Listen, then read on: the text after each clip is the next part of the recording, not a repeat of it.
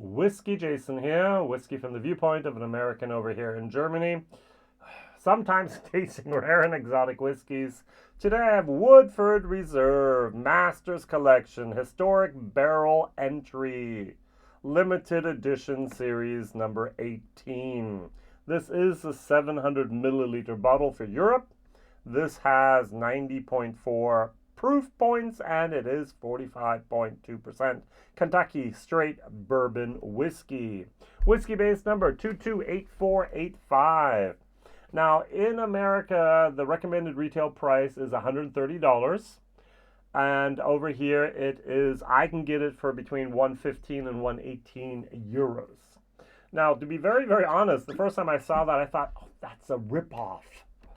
Come on, 115, 118 euros for exactly the same stuff we can get in America, but just the barrel entry proof is lower. It's 100 proof instead of maybe 62.5, which is the max.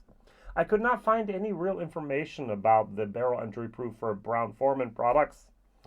Maybe someone else has something there, but I would assume it's that. All right, so we have the former master blender, master distiller, Chris Morris. He spent over 20 years at the helm of Brown-Forman products there. So our Woodford Reserves, even working together with Glenglassaugh, Glendronach, and also here Ben Riach with Barry Rachel. He was the face of Woodford Reserve, and he taught Elizabeth McCall basically everything that he could teach her, and they both decided to do this experiment a few years ago. I would have loved to have an age statement. We don't know. We know it's a Kentucky straight bourbon whiskey with no age statement, so it's a minimum of 4 years.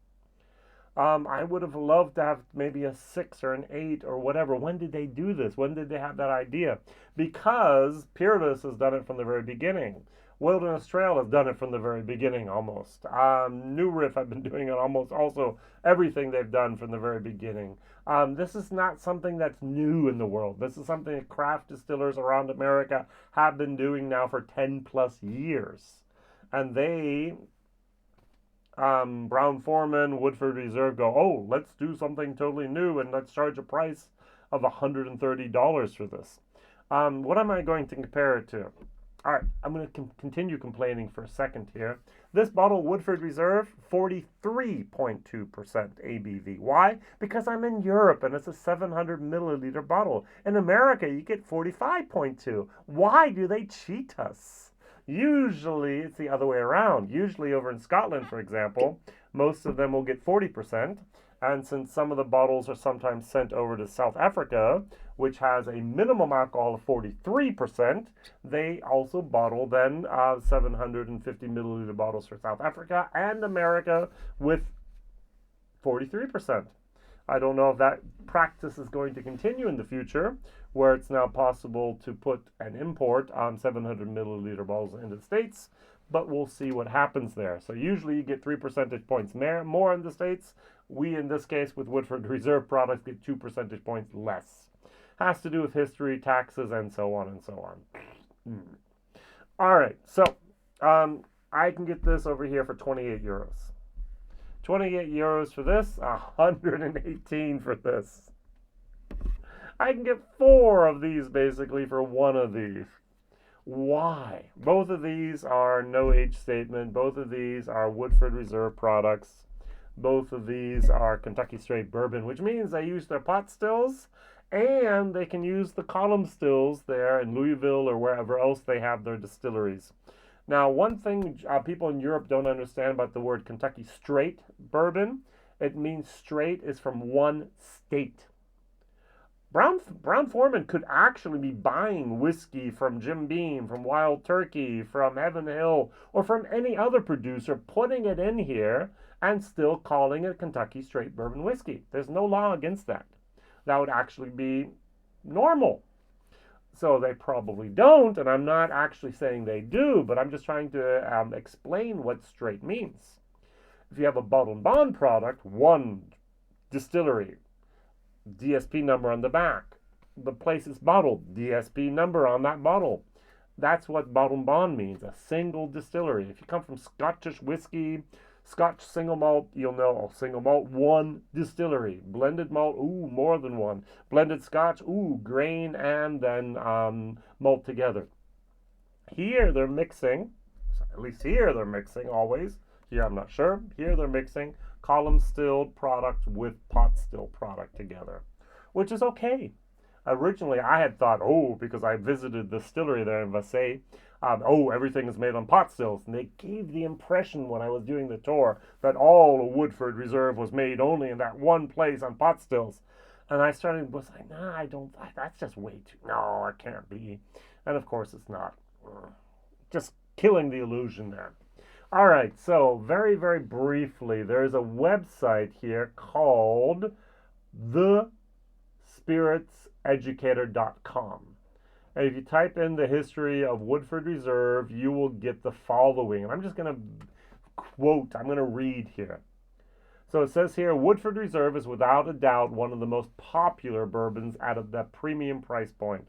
Interesting that Discus, the distillers industry, well, I forgot what it was. That was the SWA of America defined premium at $25+ per bottle. But hey, don't worry. All right, so, and Brown-Forman launched the brand Woodford Reserve 1996. Some people say it was actually as a reaction. Was it either it was a reaction to the Gentleman Jack? No, it was a reaction to Maker's Mark. All right, the site of the present-day distillery in Vassay, let's call it that, Kentucky, can trace its distilling roots back to 1797. Wow, that's a long time ago, all right? So 300 years ago. Not 300, 200 years, 230 some years ago, when Elijah Pepper arrived in Vassay and began distilling corn into whiskey. Elijah Pepper moved his operation to the current Woodford Reserve site at Glens Creek in 1812. The reason I looked at this at the very beginning is I went to the website here from woodfordreserve.com and it said historic barrel entry in the 1830s.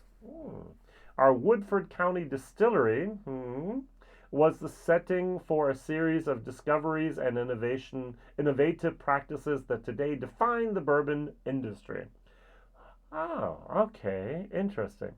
So they're going all the way back to 1830. So in 1835, and that's the important point here, Oscar Pepper, Elijah's son, took over the distillery and hired, we might know this answer, a Scottish scientist named Dr. James C. Crowe to become the head distiller. Dr. Crowe is often credited with introducing the practice of using sour mash in the fermentation process. Beerless, Wilderness Trail use sweet mash, so it's very, very interesting. Now, it gets interesting here as well. The distillery was purchased by a French wine merchant named Leopold Labourot and a Kentucky businessman named James Graham. The distillery remained in the Labourot family until the 1940s when, who bought the distillery? Brown-Forman purchased it for the first time. With the decline in the bourbon category, though, Brown-Forman sold off the Labourot and Graham distillery in 1971, only to repurchase the same distillery, I love this story, in 1994. Brown-Forman would name their new bourbon after Woodford County, just like we have the Lincoln County process. We have the bourbon, that's the Woodford County. The bourbon is named after Bourbon County as well. The county in which it is produced. In 2005, the Labourot and Graham Distillery, I used to have bottles with that actually still on there, would name their new, would rename it the Woodford Reserve Distillery, and it is recognized as the oldest distillery in Kentucky. Wow. And the distillery was designated a National Historic Landmark in 2000, and it's about an hour east of Louisville, between Frankfort, if you're going to Buffalo Trace, Lexington, if you're going to Town Branch, for example. The Woodford Reserve is one of the most beautiful distilleries, I can totally confirm that, on the Kentucky Bourbon Trail. I am only rivaled, and I don't even know if it's surpassed, rivaled by Maker's Mark in Loretto. All right, so I've given you a little bit of background information. I've given you a little bit of history. One last thing. Why lower barrel entry proof? The main reason is, going back to the press release here, The press release here from Maker's Mark, wow, Woodford Reserve Brown-Forman said here, so the bourbon of the 19th century had a barrel entry of 100 to 103 proof, and after the repeal of prohibition, barrel entry proof levels began to increase. The present barrel entry proof standard, the rule, no higher than, you can always go lower, but no higher than, that it was set in 1962, and it's 125 proof. So very interesting. In Scotland, they have the 63.5% rule, that they actually usually fill the barrel 63.5%, because in America we fill it 62.5. So they can reuse those barrels and take a little bit more out of the wood that the bourbon didn't get. Now what happens is you put a lot of alcohol into wood, it actually dissolves tannins. If you put more water into the wood, it dissolves more of the sugars and the vanillas in the wood. And so what we're doing in the craft distilling scene in America is they're going into the wood at a lower barrel entry proof so they can have a somewhat softer, I'm trying to avoid the word smooth, softer, sweeter distillate. Now, some of us are very disappointed because it's like, oh, I want my Booker's, I want my Elijah Craig barrel proof, I want my 65% ABV. And if you put in the barrel 62.5, it goes up a little bit, you're going to get 65 maybe. If you put it in at 50 ABV, Peerless, if you put it in here, if you put it in at 55%, you're not going to get 60s and up into hazmat territory. But it's still barrel proof. And it's going to be a much, much better whiskey often than if you had put it in there at the highest proof allowed. But you have more wood, more barrels cost more, and it's also more space in your warehouses. So there's always a pro and there's a con, that's why. All right, so let's try these two. The nose on this is fabulous, I think. This has a very, very nice nose. I get brown sugars. I get a little bit of a cherry moment. I get oak. I get a pecan. Get a little bit of baking spices, cinnamon, vanillas. Very, very, very, very nice. I hardly ever get banana. So I know other people, oh, Brown-Forman, banana. Now this is almost the same. This is just toned down, like from, if this was an 8, this is a 7.5. All right, so on the scale from 100 or up to 10, I'm sorry. So it's just almost the same. Yes, this has more aroma, a little bit more of a vibrancy. This seems to be a tad older. Both of these are Kentucky Straight Bourbon products. No age statement anywhere, therefore 4 years of age. Are they more than 4? We don't know. I would have loved to have an age statement here, but did they give it to us? No. All right, let's try. Cheers.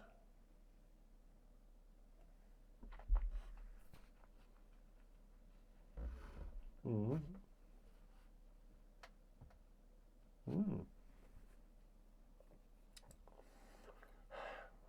Very nice. We have a little bit of a sweetness going on here in here. We have a little bit more of an oakiness.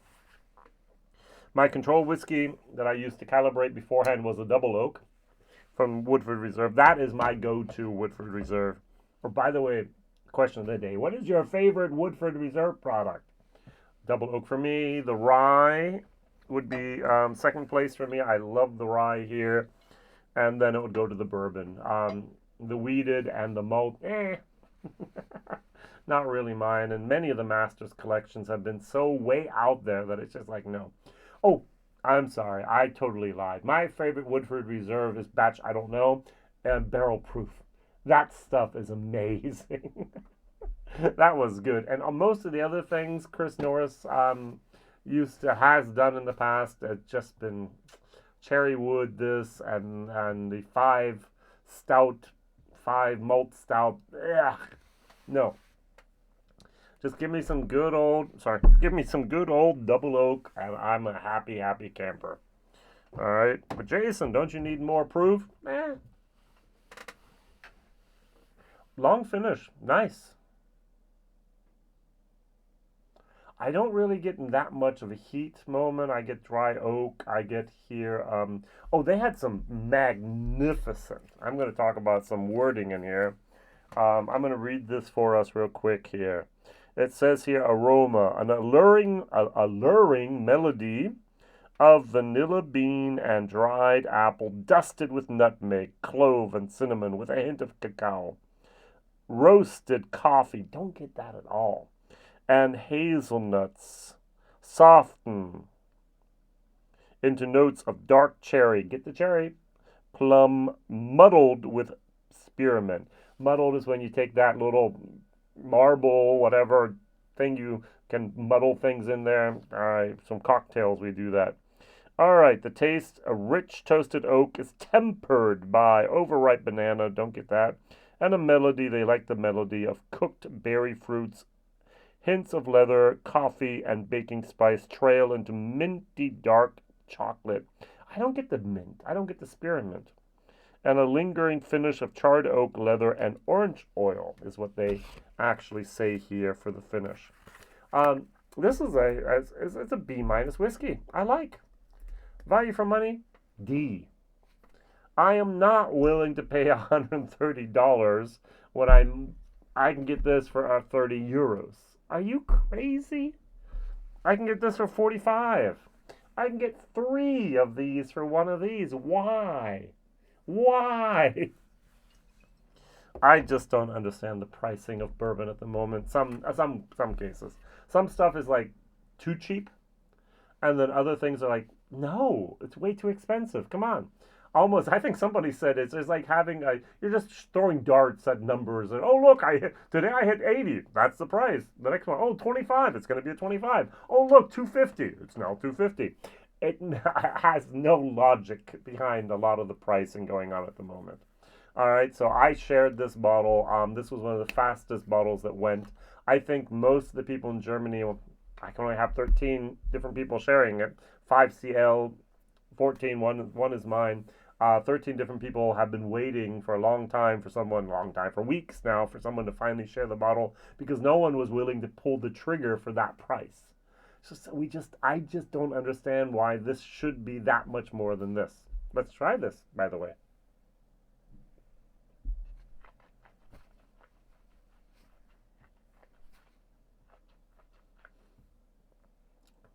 This is 10% better. You still have the sweetness, you still have the oakiness, you still have a little bit of that cherry, you still have the pecan. This is just dialed down a little bit. This is better, but this is, for the value for money, this is a B- whiskey. I highly recommend, if you have tried the Wilderness Trail, if you've tried, whoops, Freudian slip. If you've tried the Wild Turkey 101, if you've tried the Knob Creek 9 years of age, and you want to move up a tiny little bit, pot still, column still whiskey, a little bit of different flavor profile, your Woodford Reserve will do it for you. And after that, go over to the Double Oak. Try this at least once in your life. You might find a friend for life. I really, really enjoy this. All right, this is my tip of the day. As I said, value for money, B. Value for money, D. So I hope to have given you a tiny little bit of the history of the Woodford brand as well as the distillery. I hope I've explained why the barrel entry proof is interesting, but definitely from my point of view, not worth that extra money. And I hope you have learned something. And if you have the bottle, write down your opinion down below. Is it really worth a quadrupling of the price? Not in my opinion. Thank you. Whiskey Jason here. Whiskey from the viewpoint of an American over here in Germany. Don't forget to like, subscribe, tell others about this crazy guy over here in Germany tasting often rare and exotic products. Bye-bye.